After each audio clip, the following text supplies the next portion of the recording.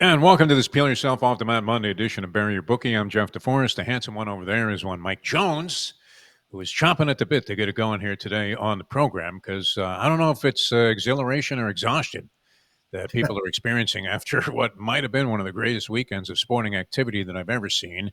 At NBA action, you had a couple of game sevens to determine who would go on to the second round. Very interesting results there. NHL action, a couple of game sevens. As I don't know that you could have asked for much more out of that double OT Winnipeg trying to break the curse of the President's Trophy effort by the Winnipeg Jets. And of course, you had two really dramatic comebacks. Stars who were among the favorites, if not the outright favorite, to win a Stanley Cup going into the tournament.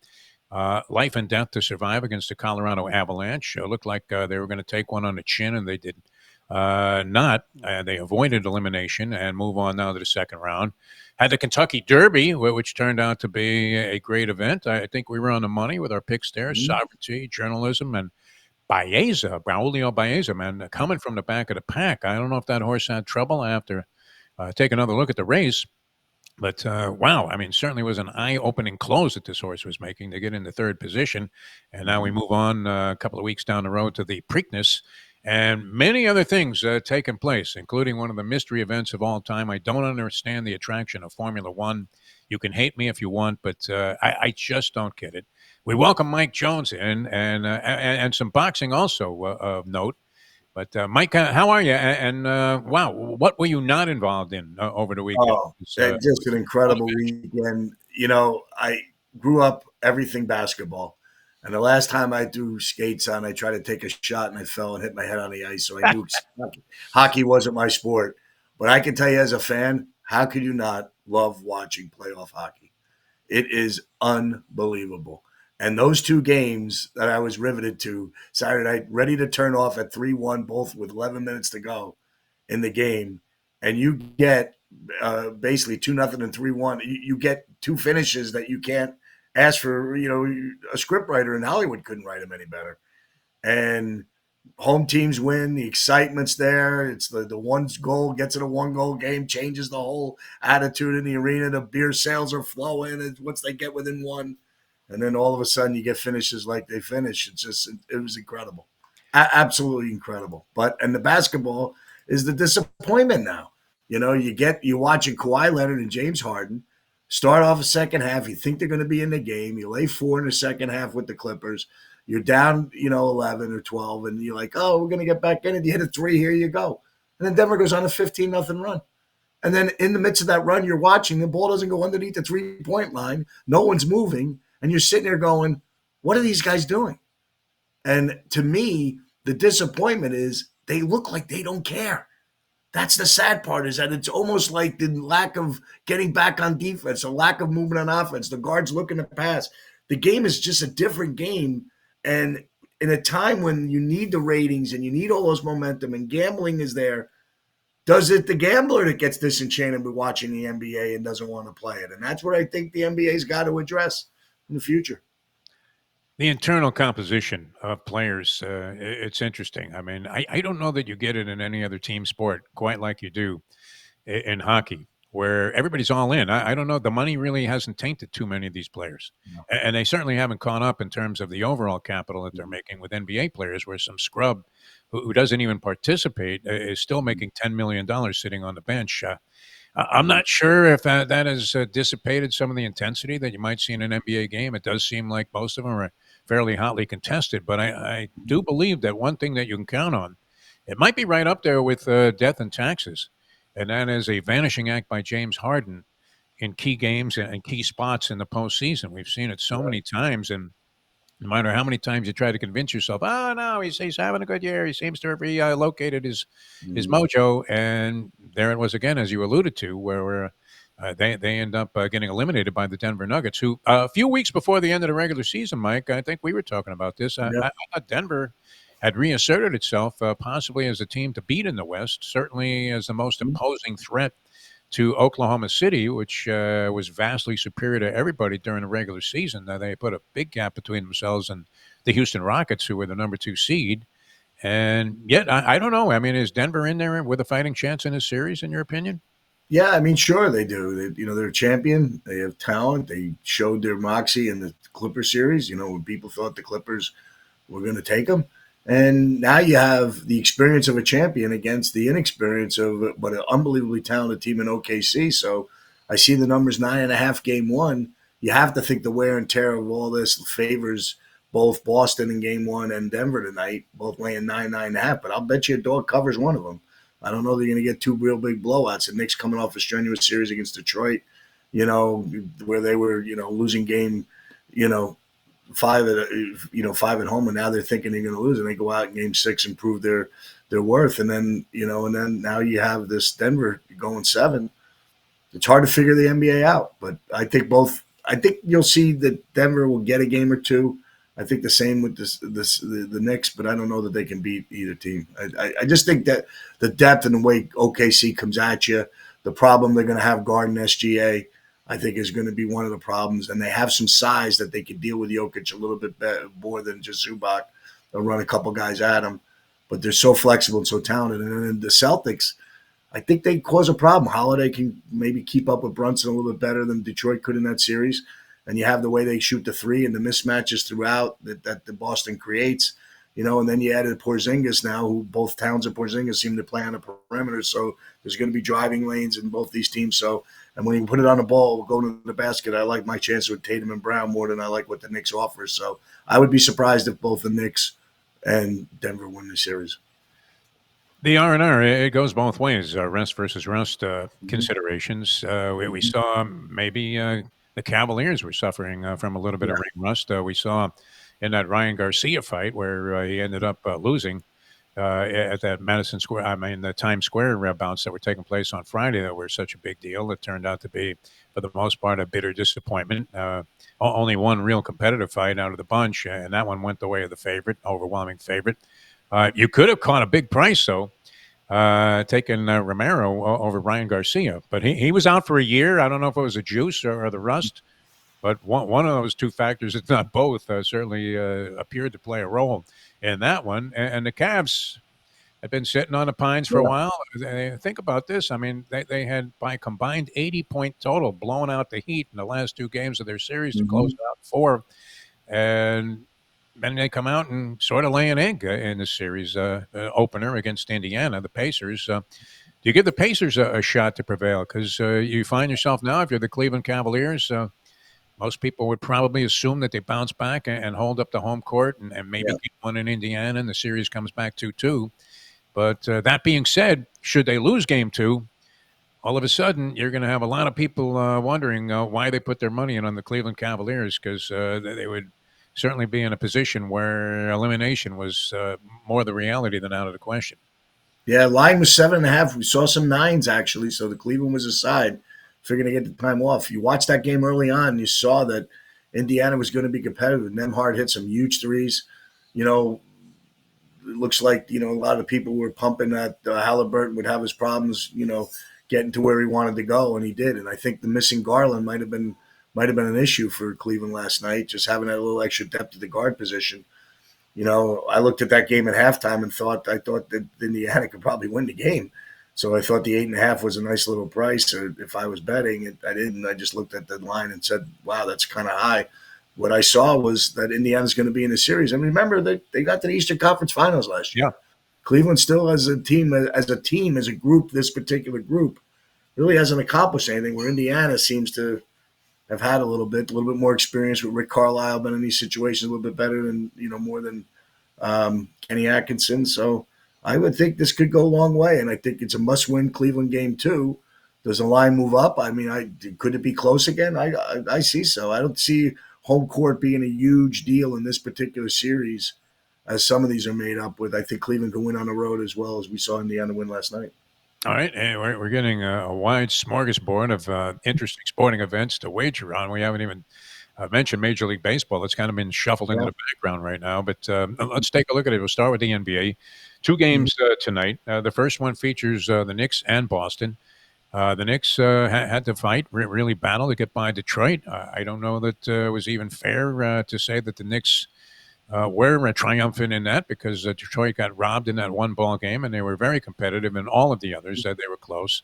So New York Knicks coming off of that victory in game number 6 on the road, impressive that they were able to manufacture that. Boston been kind of laying low for a while. They might be experiencing a little bit of rust, but the problem with the Knicks all year, Mike Jones, is everybody. The narrative is very clear on that. They were absolute garbage against the really good teams. Couldn't Yeah, beat really good teams in the NBA. Couldn't beat Cleveland. Couldn't beat Boston. Couldn't beat OKC. Can they change that whole thing tonight and somehow come up with a win? You mentioned it's a very generous allotment of points, considering that they were just in very intense competition, and Boston's been on the sideline for more than a few days. yeah. I kind of think this is what the Towns trade is probably was made for. Was this particular series? I just kind of like Boston in this because I think they create mismatches with Brown and Tatum. I just think I know Anobi and Bridges actually give them a little bit better test up against those guys, but is it good enough? And I like what Boston has done this season with Hauser and Pritchard and all those bent role players that have at times gotten 30 in the game. These guys, when the big guys sit, these 8th and 9th players for Boston come in and have big, big nights, so their confidence level should be fine. So they'll run 8 or 9 out at you. I just think tonight might be a little bit of a buzzsaw for the Knicks, But again, if the threes aren't dropping for Boston, it becomes a series. If they're hitting them, it's a runaway. So that's kind of how I look at it. But if I had to look at this game one, I thought all the emotion the Knicks put into that last series and the physicality and all that might be a little wear and tear. So I might give Boston a little edge here in game one. Probably sick too, the Knicks, of hearing that narrative about how they really are a fugazi team because they can't beat any of the really top teams in the league. I'm thinking it's competitive. I mean, you're talking to the same guy here, and the people are well aware of it that watch Bury Your Bookie that gave you the Heat plus 8.5 in that 55-point blowout game against the Cleveland Cavaliers. So you look at us and say, what the hell do those guys know? But Right. that one game, you have to turn a page. I'm like you. I'm tempted to take the points here, thinking the Knicks are there with a fighting chance to actually win outright. I'd be surprised if they got blown off the court in this game, but we shall see.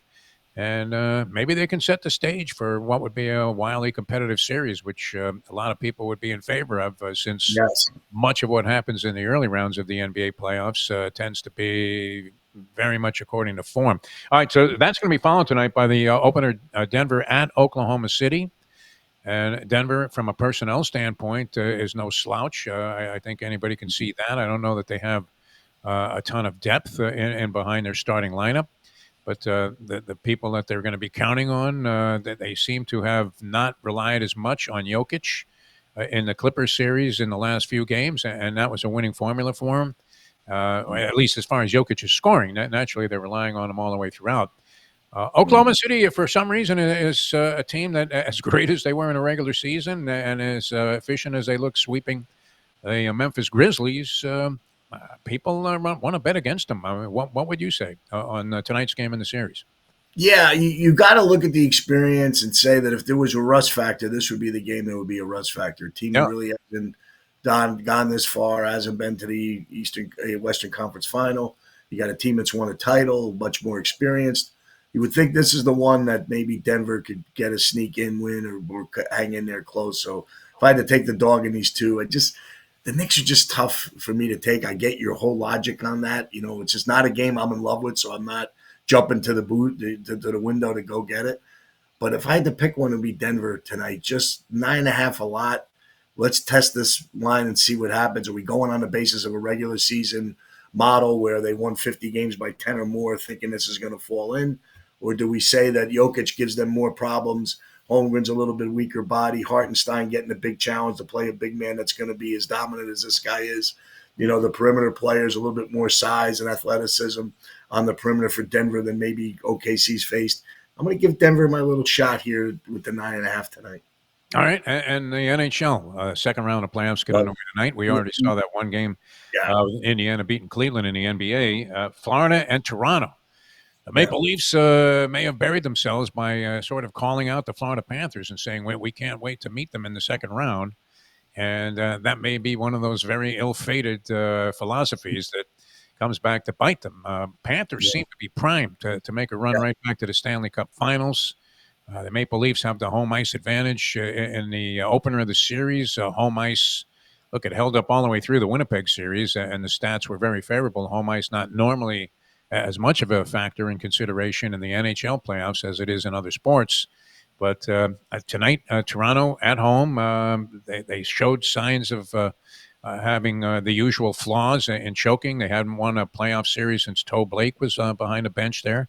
But what do you think? The Panthers look like they're absolutely on their game. They beat a very, very talented and very much respected Lightning team, and they take them out in 5. What do you think about the Panthers going on the road against Toronto tonight? Well, I think minus 115 favorites. Yeah, that's the other thing too. I see some 120s and stuff like that. They're favored in game 1 up there. So the people thinking the goalie probably the difference, right? Stolar's the next Panther goalie. I just look at it that maybe the edge for Bob, and they're going to miss Ekblad tonight, and then on the 2-game suspension, the second game. But did Marchand and Seth Jones, acquisitions really give this team a real lift, which you saw probably happen? The Panthers come at you with 4 different lines and solid defense. Maybe this is what they've been waiting for. A little, that after winning the Cup and taking it everywhere in South Florida, the Cup got a tan like never before down here during this. So it's like it was for God's sake. It's kind of one of these things where maybe this is where they do assert themselves and take this game 1, which I would kind of tendency to go with Florida. But my hockey gurus that talk to me like Toronto in this game and in the series. So we'll see.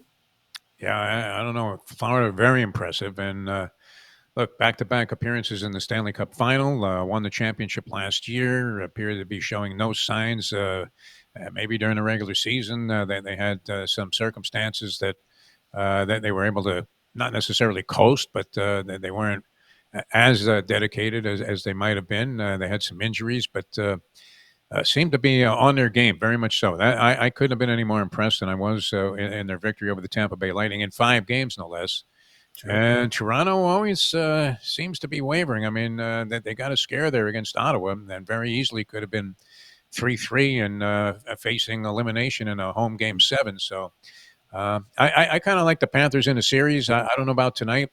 If you're getting a little price with Toronto and they have the home ice, maybe you take a shot there. But my inclination is to think stick with the Florida, the home team here, for us anyway. And I think they will beat the Toronto Maple Leafs in the series. And then a couple of other series, the other Eastern Conference series, Carolina and Washington. Nobody talking about that. Washington's been an excellent team all year. Carolina is always a wise guy choice to win it.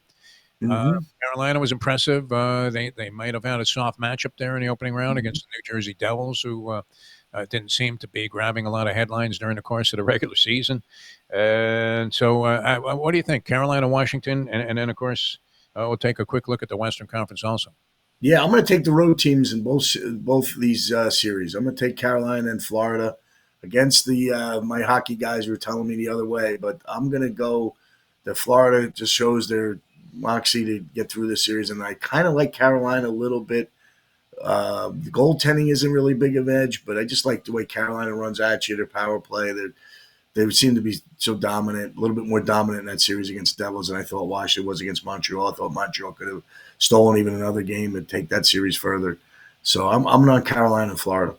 All right, and in the West, you got your beloved. West is going to be awesome. I think we might see. Yeah, I don't know. I don't know if the emotion between Winnipeg and Dallas can withstand a game 1. I think both these teams are going to be completely drained after what I saw over the weekend. Yeah. I kind of like Dallas in 5. I think they go up and take game 1. I would think in Winnipeg. I just without 55 there, and the goalie still looks a little shaky. I mean, you could hear a pin drop after 1:10 in last night when St. Louis scored. But here's the big factor here for betting hockey. Why don't you just wait till a team's down 2-0 and 2 goals in this third period and take them at 9 or 10-1 to come back? I mean, that's what I saw last night. I was telling people, can this happen back-to-back nights? That's what I kept thinking to myself. And then the next thing, seconds to go. And and then the next thing is, how does ESPN and TNT not want to put the hockey on over the basketball? I mean, it's just incredible, that ABC doesn't have any basketball on a Sunday with Game 7s and a Game 1 series. They're putting on Caitlin Clark and Formula One, and then you have the you have the hockey that has been so good, and TBS gets Game 7 of that series last night. That just was incredible. So yeah, just the hockey's been great. I kind of like Dallas in the series, and I love the Knights. Lived in Vegas. Goalie edge to the Knights, so I'm going to give them the chance. But man alive, is that going to be too close to call? Edmonton with McDavid, I love watching them. Knights come at you with 4 different lines. I think the goalie edge with Picard is a little shaky, and Skinner, who's played pretty rough. I think that Aiden Hill gives him a little bit edge, but he was a little shaky against Minnesota. So that's going to be a real tough series. I say it goes the distance, maybe Knights in 7. And Edmonton came storming back after being down 2-0 to the LA Kings, come back and win the next 4 games. So certainly made a good account of themselves and gave themselves a lot of credibility for making this series looking like it's sort of even Steven in terms of flip a coin and pick yourself a winner. All right. How'd you make out on the Kentucky Derby? I think they were fairly. Mike, I always start with the Derby, although it hasn't been good, is always take the Florida Derby yards. I think a lot of the great jockeys and trainers and everybody comes down to Aventura to get to Gulfstream. So I always had a little feel about that. So when I saw the winner of the Derby go out and Sovereignty was there second, kind of thought I like the fact that the prep for the show horse, the 21 didn't have to be as big because he doesn't get in the race till Thursday. I thought that was kind of something, and you went for journalism the favorite, So I thought that was kind of it threw him in there in a triple, so I got a little lucky, and I had Sovereignty across the board because of the love of the Florida Derby and being a Florida resident. Nothing else other than those were the edges that I really found and got a little lucky. I'm not big, horses are tough for me. I defer to people like yourself, but I kind of listen. I kind of pick out my certain races, and I watch all the stakes races leading into the Derby. So do I think he wins the Preakness? No, I'll find another horse for the Preakness. No Triple Crown this year, but nice horse and a great win on a muddy track. I think in a rarity, Mike Jones, you had the exotics pay a little bit beneath what they normally would, especially with a 19-horse field, because you had a nearly 8-1 shot, went off 7-1, Sovereignty in the win position, paid 17 and change. A 7-2 horse, very lukewarm favorite in journalism for the stature that everybody was assigning to this horse coming into the race, still went off 7-2. And a 14-1 shot runs third in a 19-horse field. Try came back for $2.30, which I thought was short. Although these were horses that figured just maybe the win price or as an aberration by comparison to the amount of money that was being sent in exotics. Super paid well with Final Gambit coming in fourth, a horse that many of our handicappers that we featured on some of our shows touted as a possibility. So it wasn't impossible to come up with. I think you got 1,600 for a buck on that. But considering the win price, I mean, when you take odds of 7-1, 7-2, and 14-1 in a 10-horse field, normally you're getting about $300 back for a buck. And then in this case, it was really a rarity because it was an aberration because almost always you get way more big overlay payoff on the exotics. And that wasn't the case with the configuration. You kind of wonder. You kind of wonder if Trump put the tariffs on the payouts. I think so. Maybe he took some of the money out of the pools there. Who knows? But it was a great race and exciting, and Derby's just gives you the 2 minute, the fastest, the greatest 2 minutes of sports, which kind of is tough to question. Although you want to watch last night, Winnipeg might have something to say about the greatest 2 minutes in sports. Wow, boy, I'll tell you, that was insane, especially since it happened on their home ice in a Game 7. When that puck went in the net there off the redirection, couldn't believe it. Remarkable because they were scrambling. It looked like they were going to pin the puck against the boards and take away the final 10 seconds, and it gets loose at the last second. And then I thought, why is this guy passing? Yes, I said the same thing. Why is he passing the puck with 3 seconds to go? You don't have time. Fire that sucker. Yeah. And sure enough, a much more wide open approach from the other side, and then the redirection was just brilliant. And it shows you how much luck enters into all of these things when you're sending your money in. And certainly, if you had the opposition there, St. Louis Blues, I mean, you really have to be almost face down in the gutter today, losing the game in the series in that fashion. All right, Michael, big gunner tomorrow on No Filter. But yeah, big gun tomorrow. Little Giant talk. We seem to be pretty happy. A big party with the picks this week. We'll talk a little bit about that. We'll give us some picks where we're a little bit shaky the last few days. I think we were 2-1 and we lost a little bit. Baseball's been a little rough, but we're jumping back into baseball a little bit. Oakland A's gave us a really bad loss on Saturday, but we're hanging in there. All right, sounds good. So we'll catch you out tomorrow. Big Gunner Podcast, Mike Jones, 10 o'clock. Good luck, people, on the games tonight. 1 in hockey, 2 in basketball. Should be a lot of fun. And for Mike Jones, I'm Jeff DeForest. We'll see you tomorrow on the next edition of Bury Your Bookie.